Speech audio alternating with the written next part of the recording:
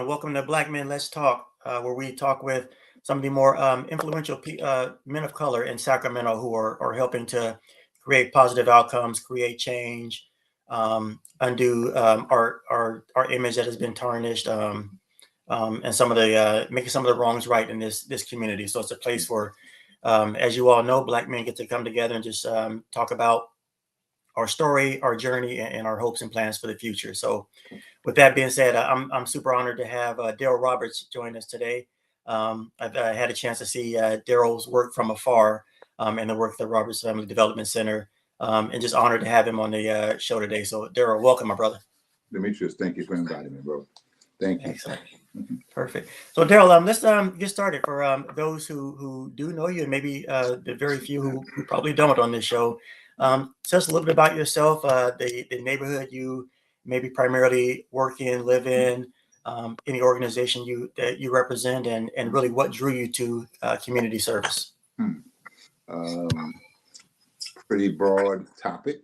So start off, been in Sacramento, came here as a graduate student 40 years ago, and have never left. Never thought I'd be in Sacramento as long as I have been. I thought it would be a pit stop on the way, and it has turned into my life. Yeah. So started working in the community. I'm getting a little feedback. I don't know. Is that I'm not having it anymore? But I had it at first. Yeah, they started in the community. Work probably after I'd been between the Department of Education and as state capitol, first as a graduate fellow and Senate fellow, and then later on as a staffer, and came to the community of Oak Park, and that's kind of where I landed and where my first professional work started. Initially started in economic development since that was part of my training in college and some of my work at the Capitol. But it eventually evolved into more community-based work, working with the Sacramento Urban League. But before I did that, I was with Superior Valley. I always have to give Hal Brown and Darrell Freeman their props for giving me a chance as a young brother coming from the Capitol. I think I was referred by Sam Walton, and sometimes I mention names just because those are the people who were influential and have been influential in my life. But the opportunity that they gave me led me to Oak Park, where I met the president of the Urban League at that time, George Dean, who talked me into and gave me an opportunity to work some youth programs. And that's kind of where I began doing work in the community of Oak Park. The neighborhood of Oak Park saw me develop over almost a 10-year period, doing work for the Urban League, later on being the original executive director at St. Hope Academy when Kevin first started it. Kind of proud of that work that we did when he started St. Hope Academy and the wonderful things he's done over the years. Some of them I didn't agree with or understand, but that was his choice, and he's seemed to have done quite well by it. Later on, working with the Salvation Army, I think Dimitrius, you and I first bumped into family. Demond Stone being a player at the Salvation Army and Oak Park Summer League, and back in those days, that's what we created as a vehicle to get young people, keep them safe out of the streets. And at that time, that was our say no to drugs, say yes to the Oak Park Summer Basketball League. That was kind of a little slogan, and we used that. I had a friend, Charles Kidd, who I still have as a friend, who assisted me in helping develop that into one of the largest summer and year-round basketball programs in the region. At one time, I think we had almost 500 kids, young men and young women, from elementary through high school playing basketball between Sac High, Salvation Army, Cal Middle School. And we had traveling teams that developed from that. And you have some pretty good ball players that came out of those years of working, some pretty good leaders, some pretty good young people who developed, both young men and young women, developed based on the opportunities they had. And some of them was not just because of sports, but also some of them who learned how to do organizational development, how some of us, we have certain city and state officials who started around the Salvation Army and Oak Park Summer Basketball. They learned how to do the scoreboard and how to be the team organizer. And they learned through that opportunity that was given to me that we gave to young people. And I think that's been my trademark in terms of trying to give others opportunities. After leaving the Salvation Army, I went to work with Father Keith B. Kinney Elementary School, again in Oak Park. Murray Shelby was the principal at that time. And she and her husband James have always been influential in my life as well as the life of my wife. But Murray was the principal and gave me the opportunity to develop other skills. So I think I understood about programming through the Urban League and then through the Salvation Army, even St. Hope Academy. But I think Murray gave me an opportunity to develop other skills, my leadership, about development, around really how do you get things done. One of the things that Murray was good at is giving me her vision and allowing me to go about the business of making a vision happen. So whether it be acquiring more property at the back of the school, getting portable buildings in the back of the school, the property line is still expanded because of our work together, and the portable buildings that are in the back still are in the back because of the work we did then. The new parking lot, which actually is an old parking lot now. In those days, it was a new parking lot. It was done during that time. And those are things that Murray allowed me to do, working through some of the city officials as well as some of the city agencies and school district. And she allowed me to figure out how to get things done. So negotiating with city officials was part of what I learned.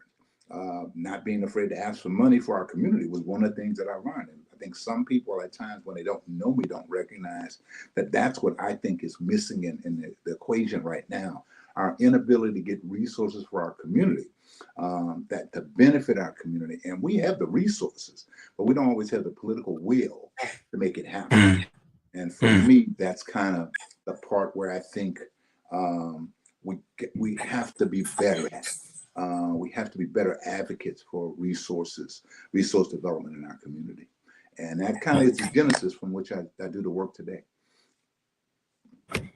Excellent. Thank you, Derrell. Derrell, you probably have been instrumental in getting some of the programs started that myself and my cousin Damon and others in the community that have certainly benefited from. So I definitely appreciate it. And yeah, shout out to Damon Stone. I missed his heyday when he was really cutting his teeth and getting to be well known on the Sacramento courts. I think I was away in the military at the time, but yeah, it's a great kid. Yeah. Derrell, you mentioned the political will that we sometimes lack that helps us get things done. Do you think, or in your opinion, do you think that if more African Americans from our community sought roles in politics or became actively involved in politics, that would help alleviate some of that? Or what are your thoughts around that? I think that's part of it. I think the other part is a willingness of our community to hold folks accountable. And when I say hold accountable, not just say to them, you do, but assist them in doing, and thereby becoming accountable ourselves to making sure things happen. We can elect the council member ourselves, and they can't even look like us. But if we don't give them an agenda to follow, if we don't give them things that we expect for the 4 years while they're elected, it's tough because you're basically saying you're often are frustrated because you're thinking, why aren't they doing? Sometimes they don't know. The reality is they can only live in one part of the district at a time, one address. That's the rule, and that's part of it. The other real part is our districts are a little more spread out than we probably think about. When I first started, Oak Park was primarily District 5, and now District 5 is Oak Park and part of Franklin and part of South area, and it's been gerrymandered to a point now where you got to recognize that whoever is elected in those spaces and those districts have more responsibility in just one neighborhood. I think in my heyday, Oak Park and Curtis Park were the primary beneficiaries of whatever happened in District 5. Well, things are spread out now. I live now in Del Paso Heights. I live in North Sac, and we serve our families in Del Paso Heights, but the council member represents Woodlake, North Sac, Del Paso Heights. It represents Hagenwood. It represents other parts of our communities that are there, and those are different communities having different needs. And if those of us who are or think of ourselves as being politically astute are not recognizing we got to stay engaged, we have to have more people staying engaged, by the way, but we have to hold them accountable to doing the work that we called them to do. And that can be as simple as taking care of trash pickup to as complicated as coming up with an economic development plan that benefits our community in a different way. One that allows us to be able to say that, hey, we require you as an elected official to stand up for us and fight, and we will fight with you. Most effective neighborhoods and communities are present at city council, and they're not just present there once in a while. They have a constant presence there, and that's an interesting observation when you go on a regular basis. At one point, maybe I'm probably 3 to 5 years ago, I was fairly visible at a regular presence, had a regular presence at city council, which gave me the chance to get to know people who, as we began organizationally growing, that was one of the reasons that it happened, because I knew people and I spoke to them and they spoke to me, and I saw them before they went on to the dais, and they saw me as they came off the dais. And it's just important that we recognize that that's the reality of relationship building that brings about political power. Yeah, that's so well said, Daryl. And you're right. I think, we can rest assured that because we have council members that are representing multiple neighborhoods, we can probably say with somewhat certainty that those other neighborhoods are definitely making sure that their expectations are being met. So, yeah, that probably speaks to pretty much any type of relationship. If you're in even your interpersonal relationship, if you're not telling that person what you expect, Yeah. then yeah, they're just going to end up taking you for granted. Well, and it's just that people have a tendency to do what needs to be done right in front of them. And sometimes right in front of them gets the attention.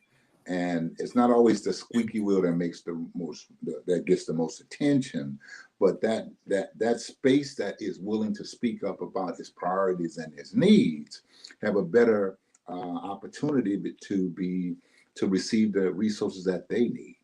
And that's it. That's just how that works. That's the process that we're a part of. That's part of democracy, but that's also part of our community challenges. How do we do that better? Yeah, that's spot on. Mm-hmm. Tell me, Daryl, more along more broader terms. What Mm-hmm. would you say? What would you say are your hopes and concerns for your family, your community, and just this country as a whole? Okay. I'm a husband and a dad and a grandfather. So, I got a few thoughts in terms of personal development as a husband. I think, my next 3 to 5 years, as I start kind of phasing out of Robert's Family Development Center, is the recognition that I got to figure out how to be a better partner to my wife. What making sure that I'm acknowledging her needs, her desires, her wants. Where we end up living, where we live in North Sac right now. Is that where we're going to stay? Got to make sure I'm attuned to what she's saying as well, making sure that I'm listening, because that's important to me. Also, how to be a more effective communicator to her, so that she recognizes some of my wants and desires as well. As a dad, I try to stay in touch with my daughter, my son-in-law. They live a wonderful life. Son-in-law's in the military. She is a military wife, but she's also a substitute teacher outside of Chicago. And we have a 13 and 10-year-old grandgirls. So, want to make sure that the world is better for them. I get concerned about, some of the challenges we have in the streets, because those challenges don't occur just in our neighborhood, but sometimes those challenges that we see in our neighborhood occur in other neighborhoods as well. So, the weekend of, I think it was 4th of July, I think, or one of those holidays where there was this shooting in Chicago, outside of, it was one of the parades that was going on, and, somebody, snipers, shot some people. Well, it just so happens my son-in-law was planning to take the girls there that morning. For whatever reason, they weren't able to make it. So when I first heard that, just check in and say, hey, we okay? Well, yeah, they were okay, but the reality is they could have been in the line of fire had they gone to that event. Well, so often that occurs in our community, where we hear something happen and we recognize that we could have been victims in those moments. And luckily we haven't. That hasn't necessarily touched as close personally for me, although, I got to admit, one of my favorite cousins back, oh man, 40 something years ago was killed by the Cherry Hill police down in Southern California. So police violence, police brutality became a personal issue in my family, and trying to deal with those emotions. I think one of your questions asked me about the emotions that are that I think about as we talk about our history as a people, our position as we are today. I hadn't had a question that talked about my emotions, but quite honestly, those emotions are there, and they get pricked again, every time something occurs, and you're reminded just how vulnerable we are as a people, but also how resilient we are, because even though we talk about what has happened, we continue to do, and we don't become frozen in time or frozen in a moment or unable it does not enable us from living and thriving, and that's the important part. So I'm hopeful that regardless of what's going on in today, that my grandgirls, my son-in-law, and my daughter, and my wife, and we have, a fruitful existence down the line. And that gives me hope that, the things that we do today have an impact on that. Oh, yeah. Sorry, I had some mic trouble there. Yeah, Derrell, you mentioned that July 4th. I remember that. I remember that the day that happened. And you're right. I think we're so prone, or I wouldn't say prone, but we're so accustomed to violence now that until someone brings up, remember the Chicago shooting? Oh yeah, that was another one. Yeah, I mean, and that's what it's become, and that's the challenge. It's like people's responses to their mental challenges and emotional challenges today are being responded to by violence, and that violence is so the emotional moments can be temporary. The violence is permanent, and I don't necessarily know if people recognize that the violence is permanent. We see things happen in our streets, in a parking lot at a football game, totally away from a football game a couple of weeks ago. And it's a shame because that violence offset a beautiful evening of community spirit and a great football game at Grand High School. And in that parking lot, away from the football game, involving no student from Grand High, by the way, that was a current student at Grand High, who that incident became what we talked about, what we focused on, rather than the fact that we had a wonderful evening at Grand High School. And even though they lost a football game, nobody could walk away upset about the outcome of the game, other than shucks, the Pacers lost. And then when for me to turn on the news the next morning, because I wasn't clued in that night to recognize that occurred. It's like, dang, that happens far too often in our community. And to be honest with you, that's the very same night there were other shootings that we didn't focus on that occurred, both in Oak Park and off of El Camino in Sacramento. That's when you recognize some things has to be done. But also that's when you recognize what we've done in the past has not paid off, or still the lack of what we've done we did not do in the past, or not doing those things in the past that we should have done, is what's causing this problem today. I'm a big advocate and big proponent to investing in our youth. And sometimes when people ask me, why is it happening today? Because we didn't invest in them in the past. And our decisions, not our political decisions, not to spend resources to keep our kids out of trouble, out of stinking thinking, out of not learning values about life. Our lack of investment in those things that will prevent that are now paying off in constant conversation around violence. And that for me is the real. Yeah, that's so well said, Darryl, and I agree. We don't invest often enough in the treatment, or in the prevention and being upfront. We're spending so much more money now trying to fix the problem, and treatment and locking up, which is a whole nother story, bringing in a whole lot more money. So you're spot on. And I'm so glad you brought up the game the other week. I was at that game as well. First of all, just the way the community turned out, I would say, even on the Elk Grove side. It was a fun night. It was an amazing game. It was. I think that's number one. Yeah. the sportsmanship on the field. Yeah. And similar to you, I did not even know about it because it was such a fun night, such a Yeah. fun game until I got up the next morning and my wife said, "Did you see anything in the parking lot? The shooting at the game?" And yeah, I didn't even Unless you what were even on were. that side, unless you were on that side of the parking lot, you didn't see it because it happened in such a way that it was kind of shielded from everybody. So for Yeah, us, for me, I was on the South Avenue parking lot side near yeah, the tennis courts. So I just went straight home. Got yeah, home and kissed my wife and got in bed, and wasn't yeah. worried much about anything else other than dang, Grant lost that game. But it wasn't a, oh, they got killed, or oh, it was Right. bad. It's a It great was a game. super game. And all Yeah, those things happen, but the reality is that some young person lost their life that night, and that young person is losing their life is a permanent result of somebody's temporary response to whatever happened at that moment. Can't be that big a deal. Couldn't be that big a deal. Not to cause somebody's life to be lost. So those are the moments that it tells me we have to do better as a community. And I'm one of those political animals who say I get involved in politics because I think that's how you can make things happen. I've been doing that for years. But I'll also tell you that I've become really aware that not enough is being done. And we're fortunate, Robert. You work with IYT. There are other groups out there that are doing work, but there needs to be more. And trust me, there's not enough. And I don't care what anybody says. If you serve 100, we serve 100, and there's 1,000 kids. That's 800 kids not involved with something. And until we recognize those 800 kids deserve something the same way the other 100 that you're serving, under 100 I'm serving, deserve, quality adults in front of them, providing them with direction and guidance and mentoring and tutoring. Those are the things that saved us back in the day. For me, I can tell you they did.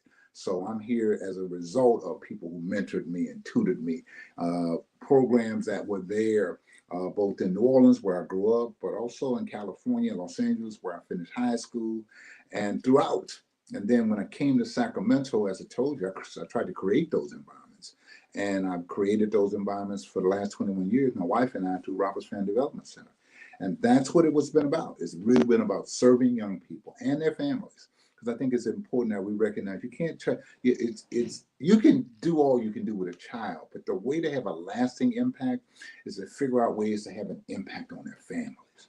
Get mom and dad to buy into the value you're trying to feed into their child. Make sure that you understand the values that mom and dad have, because sometimes you can support them, or sometimes you might assist them in thinking about things differently. Because remember, if we're talking about lack of investment, for me in our city, lack of investment has been almost that way for 25 plus years. 30 plus years ago, we started talking about gang problems here in Sacramento. So I'm going to tell you that's how long I've been at it. That's how long I've been involved in it. I was doing Salvation Army 30 years ago. So when I tell you that we were talking about say no to drugs, it was because we had gang activity. Yes, we had gang activity in Oak Park in those days. I'll make you laugh. I recall getting T-shirts donated by Terry Tower, with a member of the Sacramento Kings back in the day. Terry donated red T-shirts to us, and those T-shirts came out. Everybody said, "Oh, Mr. Roberts, we can't wear those T-shirts. They were so beautiful." Oak Park Summer League T-shirts. I'm sorry, we gonna wear these things. And I told everybody who needed to hear, this is our game, baby. This is what we're gonna yeah, do. Now, let me be honest with you. I sure did get some of the fellas in the neighborhood to recognize why we had red shirts. And I sure right. did tell them, now I'm not dumb. I know what I gotta do to protect my kids. Yep. Bruh, do me a favor. Recognize their red shirts say Oak Park Summer League on it. Sponsored by Terry Tyler. Literally had that way. And that's what we were wearing. But that was gang activity back then. So it's not like it's brand new to us. We invested in those days in that. We tried to get the city 25 years ago to come up with a gang tax to address gang activity. And it didn't, it was not even put on the ballot. And people don't realize that's where problems exist. So 25 years later, the kid who was 5 or 10, who's 35 right now, if they didn't get involved with Oak Park Summer League or something like that, IYT wasn't here just then. So, and people got to recognize that's the challenge. that I'm thankful for the organizations that are opening up today to get involved, the individuals who are doing things. I will not call out individuals by name on the show, only because I'll certainly offend somebody by not saying, why didn't he say my name? It is because there's Right. so many who out there trying to do the work now. Let me tell you Yep. something. They weren't out there 30 years ago, 25 years ago, 20 years ago. And many of them saw what was needed 10 years ago, 15 years ago, and began thinking about that. And luckily for us, those are the people who are now leading the charges for their organizations today. Good thing. We have to support them, but we also have to support others. We have to give them a chance to raise workers in the work, to do the work with the young people who need to be touched. We need to invest in them. We need to invest in them organizationally. And yes, I said invest in them because it's those people and those organizations in the toughest neighborhoods that can change things. You have to excuse me. I am not of the opinion that government can change things. It's people that change things. You know, Yep. you Yep. you alluded to the fact we spend an awful lot of money locking up folks. Yep. And I may not be the biggest. I'm not the biggest police hater. I'm not. I'm not. I recognize the role that police play, but I'll also tell you the police's role could be more defined, allowing the community itself to take on those things before we have to call the police, before we have to, because some of that is about mental health, some of that is about economics, some of that is, so if you can give a kid a job, or you can start identifying young people who are not handling themselves well and not making good choices. See, if I'm working with a kid who's in 6th or 7th grade and they're making bad choices, how do we stop them to understand? How do we connect with them to make them understand that's a bad choice, so that they can see their choices will get them in trouble. Their choices will hurt somebody else. And whether it be that you push somebody down because they're smaller than you, your choice to push that kid down is getting you in trouble. It's causing you to lose some valuable quality time. Instead, you're getting punitive time. You're being taken away from program. You're not being allowed to participate. But do that early. Talk to them about those choices. Give them mentors. Give them tutors. Identify if they need some other support. So if they need counselors, if they need somebody to have regular lunch with them, they need a lunch buddy. Let's figure out ways to create that. And those things that are happening now are trying to do all those things, you know, in terms of making sure you incorporate tutoring, you incorporate mentoring, you incorporate, even for those who say they're incorporating policy development, they're doing that with young people, trying to teach them how to better advocate for themselves. I'm part of the Sacramento Kid First Coalition, and I have seen the development of those young leaders and have marveled at them. And honestly, I've taken a step back because I recognize they are the reason that things are beginning to happen in that area. So it's like it's their turn. You know, I have no problem telling you I am not a kid anymore. I'm not a young professional anymore. You know, and some people say, Mr. Roberts, you're so youthful. Yeah, but I got 62 years plus of being youthful. And you just got to recognize I know the real. You know, and I'm not trying to, you know, I'm not trying to do that. I'm not trying to be in those spaces where others are now. I'm not trying to, and I don't even feel a need to be in those spaces because there are people in those spaces. The opportunity to talk about the positives that are happening in Sacramento is because they are doing those positive things as well. And no longer can you just point to one organization or two organizations. There are multiple organizations out there doing good stuff. Yeah. Mm-hmm. Yeah. I'm so glad you mentioned that. There are a lot of organizations, and Mm-hmm. and I'm not privy to everything that goes on between Mm-hmm. organizations, but just the way nonprofits work and fund Mm-hmm. development work, sometimes we're kind of pitted against Yeah. each other, whether externally or internally. But I'm so glad you mentioned. I completely agree. There may Mm-hmm. be one thing that this organization doesn't have that resonates with this kid, but Mm-hmm. this organization does. Yeah. And as long as we're pouring into all of those organizations who have Yeah. that kid or those kids that identify with that mission, um, That's it.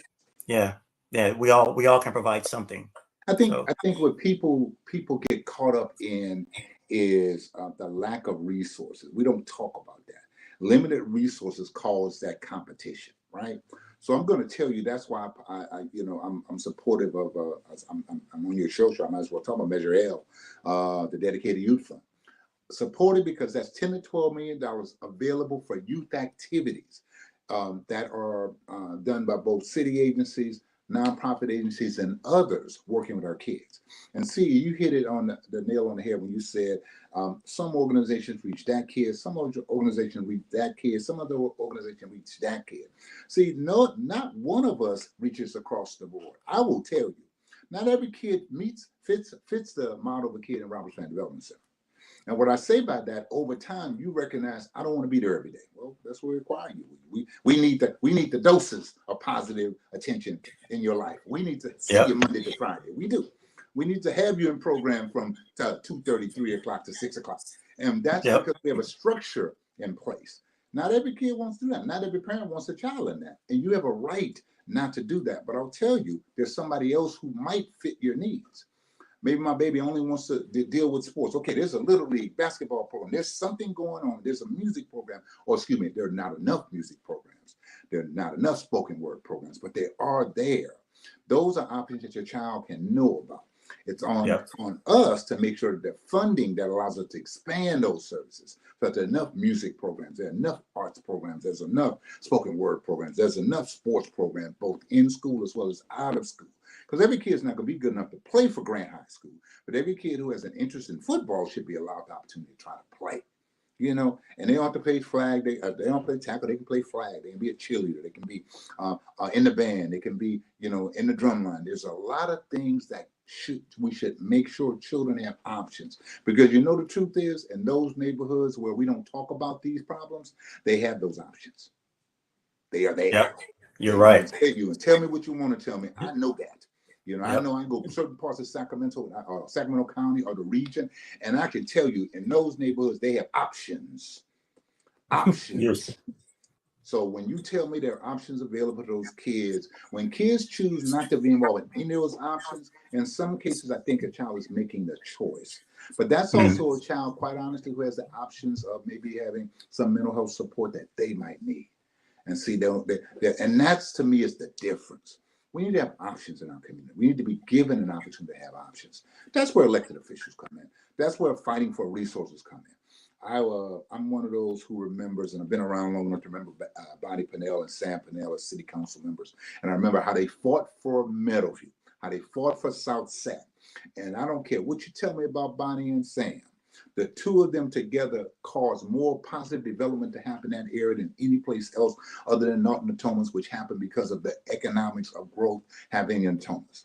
In South Sacramento, yes, there is economic growth, but the things that you see around the Meadowview community and those parts were because of political decisions that favored the community. And in many cases, the community hadn't been pushed out, interestingly enough. Yeah. People Yeah. still have their homes. It's just, people don't talk Yep. about it that way, but yeah, it is. You can still have that economic growth without having to push people out, and that's sometimes because you have vacant land to do it on, sure enough. But the other part is making sure people are aware of what's coming up and what's coming Yeah. out right. And that's where it happens. And that's how it's happened. That's how elected officials can assist us in making sure that we're aware of what's coming down the pipe, the projects that are coming along, and how it will benefit our community short term and long term. Yeah, you're spot on. Hey, elections coming up. Measure L, Mhm. everyone. Definitely Yeah, pay yeah, attention, read up, educate yourself on it. yeah. And So I'll take a moment to talk about kind of a dark cloud for us. We got attacked pretty good 3 years ago when Measure L came out. We were one of those vocal organizations. I was a vocal individual around Measure L, and we were attacked because when we grew as an organization, we didn't have the fiscal space. We didn't have the fiscal strength that we should have had, the foundation that was needed. So we made some mistakes. Those mistakes came out in a lawsuit that was happening. We resolved the lawsuit. We took care of it, but it was a stain that people used politically against us and used against Measure, at that point, Measure G.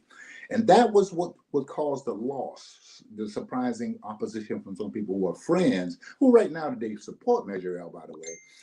That also was the reason. But quite frankly, a lot of what happened back then for us caused Measure G to lose. I've been personally a little more quiet on the Measure L front, first of all, because I have young people in our organization who are Shelby Oliphant specifically, who have been our organizers, who've been doing the work for us organization. I don't have to do that anymore. I don't have to be that because I recognize even when my name is mentioned, a reporter who doesn't like us or doesn't like Measure L will quickly say Derrell Roberts. Oh yeah, I remember back in the day, and I'm sure they'll say that for the rest of my life. That'll be part of what'll have to be, the little line that somebody will use. But I'm okay with that because that was because we were fighters for what we feel was correct and what was right. And I believe today the right thing for the city to do is invest more in young people. Invest more in young people. Yeah, I appreciate that, Darren. Thank you for providing that clarification Mhm. and just giving a different side than Mhm. other people have probably heard Well, or have read about. it was a tough moment for me because I was advised Yeah. by our organization attorney. You don't want to keep litigating that lawsuit that occurred. You resolved it. You got slapped on the wrist, and that's what it was. A waking up call. We now have a full-time fiscal director on site doing the work that needs to be done, along with an accounting organization as well as auditors. So we have those things in place now. So we are a strong organization for it. But yeah, we probably were one of those who, in some ways, benefited from resources being given to us. But the problem was we didn't have the right foundation, strong enough foundation in place, fiscal foundation specifically. I learned from that. I also will tell you, I talk to others who are doing the work now and say that to them now. Make sure you're taking care of your fiscal house. It's important that you not only just have an accountant, make sure that accountant understands all the rules of nonprofit work at the $1 million level, at the $500,000 level, the $1 million level, the $1.5 million level. All those rules different. $2 million. That means you bringing in $2 million, audit every year, every year. Somebody said, Ms. Roberts, at $1 million, you should be auditing every year. If that's what you can afford to do it then. But whatever you're doing, and just do it and understand that it's not something that you can put to the side. It's something you're going to worry about later. Because watch this. I literally pushed some things aside because I was concerned about serving. And you can be concerned about serving, but you're not concerned about taking care of the accountability part. That's when you run into problems. We ran into problems. We dealt with them. We got through it. And frankly, Dimitrius, I will tell you, COVID was, for organizationally, COVID happened and it allowed people not to focus on that, but focus on our ability to serve. So we started doing the things that we normally did doing forever. We would just focus on because we were serving vaccination clinics, food distribution, being on Zoom with our kids. Those are just things that we did. And people began focusing on that. So the negatives went away for the most part. Occasionally, a reporter who decides that he doesn't care for, me or the organization, or doesn't like the thought of investing in our young people the same way I think we should do. They'll bring that up. But other than that, that's not heard anymore. And we're good. Yeah. Yeah. Yeah. Yeah. Mm-hmm. I appreciate it.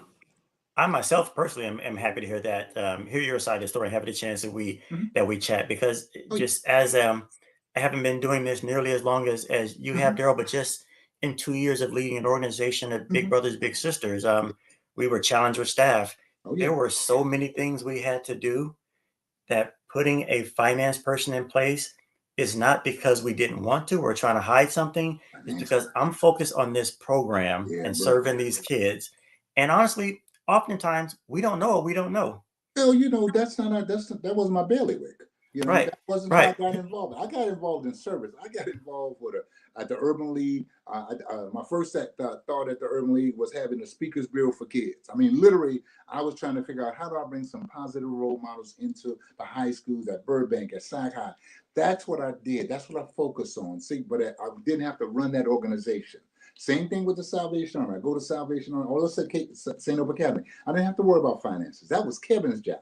So I worried about developing the organization. When I went to Salvation Army, I worried about, focusing the organization on more kids because I had a small group of kids that were there. And like I tell you, at some point we had 500 plus kids connected to the Salvation Army doing the work under the banner of Oak Park Summer Basketball League, sponsored by the Salvation Army. Well, those are things I did under service. Now, honestly, I wasn't as aware of the fiscal ramifications of what I was doing, except my boss said to me, Darrell, you have a budget of $150,000, $200,000 that pays for your people. Anything beyond that, you have to raise it. So I knew that if I wanted to take my kids to a tournament, I had to figure out a way to pay for it. See, that was my fiscal lessons early on. Now you can do that, but it's nobody who's going to tell you all of it until you have to learn it. And sometimes we step into spaces. So I go from the Salvation Army to the school district, which certainly didn't bother me about the monies that we spent at Keith B. Kinney, because that was Mrs. Shelby's responsibility. My responsibility to find resources to do the things that we want to do at Keith B. Kinney. So all I did was then finding resources for those add-on things. Not until I went to the Roberts Family Development Center and I became the point person for everything did I understand, whoa, the enormity of the responsibility. So when people call me and say, I want to start a nonprofit, I say, stop. Are you sure you want to do that? Yeah. Okay, cool. So let me tell you what we're going to talk about. How enormous that responsibility. Let's talk about that first. Yep. If you're willing to do that, then you're willing to take on the responsibility of running a nonprofit. But if you think that it's going to be all gravy and easy, and it's going to do that, now, especially not if you're going to grow. Because the minute you grow, the minute you begin pulling other people into it, and you have to pay people after a while to hold them accountable, because people volunteer only so long before you recognize you have wore them out. The Big Brothers Big Sisters, I know you ran into that. People were not willing to volunteer that time because after a while, yeah. it That's became right. real difficult. IYT and Roberts Family Development Centers, their payrolls have had to grow over the years to do the work that we organizationally have to do, as others have. But that's just the real, and people don't recognize that. And unless you are fortunate enough to have that as a background, and most people who do nonprofit work don't have fiscal as a background, you have to understand it is a necessary, not only evil, a necessary responsibility. Your fiduciary responsibility is a first calling, not a second calling. It's a first calling. It's an equal calling to your service responsibility. It really is. And for many of us, that's where it's like, oh man, this is a difficult thing to say I want to do. Because once you start thinking about it, it's not as easy as it looks. You mean I'm not going to just be on TV talking about all the great things I'm doing? Well, no, that might happen maybe once a year, maybe twice a year if you're lucky, if you're doing it well enough, if you learn how to have a relationship with media members and, they see the work you're doing, or somebody else talks about what you're doing, you might get that attention. More than likely, like most organizations, people won't know what you're doing for years. And you can sometimes become resentful. And you alluded to that a minute ago too, about not so much the competition, but recognizing some people getting more attention than not getting. Oh yeah. Yeah, and the truth Oh is yeah. that's going to happen. And you It have to will. understand that's going to happen because that's just part of it until you prove yourself. And sometimes it takes years and years and years. And sometimes people who are doing this work, people recognize them and say, man, wow, you just started. No, man, I started 10 years ago. I mean, I'm glad you're on the scene to you, but I've been doing this work for years. For years. I laugh with folks when they say, Mr. Robert, you've been at, how long have Robert? 21 years. Oh, 21 years. Man, Yeah. you ain't as young as I thought. I said, I didn't tell you I was young. That's what you told yourself. But the reality is that's those of us who do this work like you have that youthful enthusiasm. And you have to have that youthful enthusiasm when you work with young people. Young staff members both drive me crazy, but also keep me energized. The kids, there are moments when I can almost be frustrated with them, but I realize, stop, that's not your role to get frustrated with them. That's somebody else's role who gets paid to do that every day, because you don't have that, I don't have that role every day anymore. Right. And that's how it changes over time. People ask me what's the difference between now and 20, 30 years ago. I'm not in the same role today. I am removed. My responsibility is to make sure we have resources to do the things we say we're going to do. That's my job. I have others who have the responsibility of day-to-day work. I think the challenge for most of us is trying to find people we feel are as committed to us doing the work as we did it, because it's different now. Yeah, you're spot on. You're spot on. That's Yeah, the challenge that a lot of us yeah. are facing. Yeah, it's different. Yeah, and Yeah. I mean, some of it is setting realistic expectations, but the other part is setting expectations. And everybody doesn't want to meet those expectations. Well, maybe you shouldn't be in that space where you're asking us to pay you to be in. Because I'm paying you to be in that space, I have an obligation to have an expectation of you, because you should have an expectation of the kids, and expectations don't happen unless there's some consistency across the board. So Yeah. You're spot on, dude. I think that's the challenges we all I still consider myself fairly young, but Mm-hmm. even at 52, Mm-hmm. I'm looking for people who have the same passion and commitment and accountability that I had when I was Yeah. 30 or 35, because I Yeah. am similar to you. I have younger Yeah. grandkids, Yeah. but it's like, Mm-hmm. I don't have the energy nor the time, nor do I have the relatability that I Yeah. still had Oh yeah, with not kids. and you know that. So honestly, Demetrius, my role with the kids, and they will tell you, Mr. Roberts comes in and gives a fist pump or a high five. That's my Yep. when I see them, because that's the, and I always tell them, let me look in your eyes. So I like to see how you looking. Which no. I mean, I'll stay right there until I need to see you. I need to look at you. Well, that's just my way of connecting. But that's my role, because I'm not going to see them but for a few minutes. Truly, if I'm at Right. Grant High School, I'm at Allen Chapel AME, where our paces moving forward, our kids are at. I see them for that 2 hour window when I'm hanging out there, when the guest speaker's there, and I want to hear the guest speaker, because I'm always amazed at the people who say exactly what I know needs to be said, and I never Yep. prep them. I don't prep Mm. speak. It's funny. I Yep. kind of laughed with you when you sent me the questions, because I asked Kathy the question. It's probably more just to see what you were going to say when you send me the Yeah. question. Those are questions, but I got to admit to you, part of it was made me think about the work. Made me think about, Mm. the questions you're asking me now are things that I answer that every day, all day. But the mere fact Yeah. that I had to read them and think about them in a different way made me Wow. recognize, man, you've been doing this a while. I was Wow. laughing with my wife, because she said, this morning when we were talking, she said, "So what you doing next?" Now, she's never said that to me. What you doing next? Because she has heard me say 3 to 5 years, 3 to 5 years. I keep saying that because I think people need to recognize I can't do this forever. I'm going to tell you, part of it is I know it's time for us to begin thinking about who's next at Roberts Fan Development Center. What's my role? My next role, I laugh and tell the board, is like CEO emeritus. Because one of the things you recognize as a nonprofit leader, you don't really have a nest egg, but you've been doing this for a while. But the truth is, you still need to figure out how to bring resources into your household so that your wife doesn't leave you, your husband doesn't leave you, your significant other doesn't leave you because of lack of finances. But Right. so I laugh about that. And so as my wife says that to me, we talk about this opportunity to have an interview and have a talk with you. It really is okay. Think about what's next. And I would say to anybody who's listening, if you've been doing this a while and you're now in your 50s, you're now in your 60s, even if you're late 40s, think about what are you going to do after, because there comes a moment when you either become tired, or worse still, you can become irrelevant. And what I mean by irrelevant, you no longer have the ability to speak to the issues of the moment. Mm. Yeah, Mm.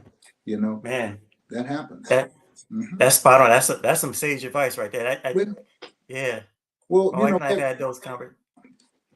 go ahead. Yeah, sorry, my wife and I've had kind of similar conversations. Mm-hmm. We still feel young. I think in your 50s, you're still Yeah. at that. You're Oh yeah. still trying to hold on, Mm-hmm. but you also can see you Mm-hmm. probably have a lot more past you Oh yeah. than you have in front of you. Oh So, yeah. hey, are we still going to want to be doing this Yeah. in 5 years? Yeah. But you're right. It's also those things, Derrell, that for me, the past 5 or 10 years, it's just Mm-hmm. been when I first started doing this work, I Mm-hmm. was out on campuses with the kids, throwing the Right. football Oh around. yeah. Oh yeah. And I realized I can't do that now because if I stand up for more than 20 minutes, my feet hurt. So so it's like what is my next role? And I got to be decision making and Yeah. strategy. Yeah. And it's like you say, in front of the cameras. I Mm-hmm. would love to spend time with the kids. I miss Yeah. that, but yeah, after like 30 minutes, they Oh yeah. draw a lot of energy out of you when you Well, get to a yeah, certain because age. when you think about it, for most of us who started this work, the hardest part is not being with the kids on a regular basis. And some people can't transition. That's why they can't be administrators or organization leaders. They can be within an organization trendsetters by what they do, but it's hard for them to maintain or elevate the organization to the next level because their real love is with the kids. Nothing wrong with that. And if that's what you have as a love, do that. Do that well. You don't have to be a principal. You don't have to be an administrator. You don't have to start a nonprofit. If you do well, simply serving the kids and having a drill team in place, having a cheerleader team in place, doing something directly with the kids. Nothing wrong with that. Keep doing that. But recognize, for those of you who have talents and have an interest, the one thing that's going to change is your ability to have regular interaction with the kids at the level you once started off with. Because like you say, throwing the football is a beautiful thing, but Man, you know, it's funny. I used to I go into a gym and I watch administrators or staff members doing things. This is a true story in the Salvation Army. I used to bar certain staff members from even going into the gym. They were good basketball players too. Oh no, you can't go in the gym. I won't call his name because everybody knows he knows who he is. If he's listening, he'll know who it is. I tell him, you can't go in the gym. Oh no, you can't go in the gym. You cannot go in the gym. What? I said, yeah, you can tell it's hard everybody going in the gym. You can walk in the gym and walk out the gym, but you cannot go on the basketball court at all. Wear your shoes. That means you can't get on the court. Wear your shoes. Do not wear tennis shoes. And it was just because I was trying to say to him, yo, you're going to change and be an administrator, so you have to get away from being drawn into doing the basketball thing, because that takes 45 minutes to an hour of your time, because that's how you look at it. So rather than spending that 45 minutes, an hour on that, you need to spend 2 minutes waving at that, you know, hitting the ball, throwing it to somebody and walking out. And the other 58 minutes, the other 43 minutes, whatever it is left, that's what you need to be doing, planning the league, planning the trip, planning how you're going to pay for the trip that Mr. Barber said, I'm not paying for that. You said you wanted to go to Vegas. How you going to pay for it? But that's what happened. That's how I learned.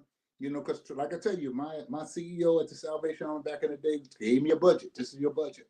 Anything above that, brother, is your responsibility. But that's how I learned how to raise money. That's how I learned fundraising. That's how I continue to do it until today. You know, that's my everyday thing, you know, raising money, figuring out partnerships, what's next. We had a golf tournament yesterday, Dimitrius, and you know, right after golf tournament was over, I was thinking about next year's golf tournament and how I can do how I can do something better to make it better me. But that's as an administrator, that's my responsibility to think about how we can do it better. And okay, this is and literally that's how I thought. That's what I was thinking. But that's because I'm not thinking so much about playing golf yesterday. I'm not. People say, well, Derrell, you're not playing, bro. You're not gonna play. I said, nah, I might put once or twice. And if I go to a hole and somebody requires me to hit because they by themselves, okay, I'm gonna hit a ball. But trust me, I'm just gonna hit one ball and I'm gonna get our first one, not as good as I like to be. But more importantly, that's not my role anymore. So playing in a tournament that I'm a part of, no. If I want to go play in a tournament, I'll go do that somewhere else. You know, I don't want no responsibility. Make you laugh. We used to organize concert series in Oak Park. Oak Park Summer Concert Series was that we used to do too. And you know, when you're in it, I was in it. I was going to organize, so I had a responsibility. From the beginning to the end, that was our responsibility. We took pride on having no problems between the start of the concert and the end of the concert. Now, 1 hour later, what happened in the park, that was something else. Wasn't us. Wasn't no concert. Literally, that's how we thought. But I'll tell you, but if I wanted to go enjoy a concert, I couldn't enjoy it. I couldn't enjoy it there. People don't understand that, but I couldn't necessarily enjoy it there. What I had to go to another place to enjoy the concert. So, you know, that's on that. Sometimes I go and observe others doing the work. I go to football game to watch the game because as long as I'm not in the role to have to be Mr. Roberts and that focus about everything, and that's a little hard. That is truly hard.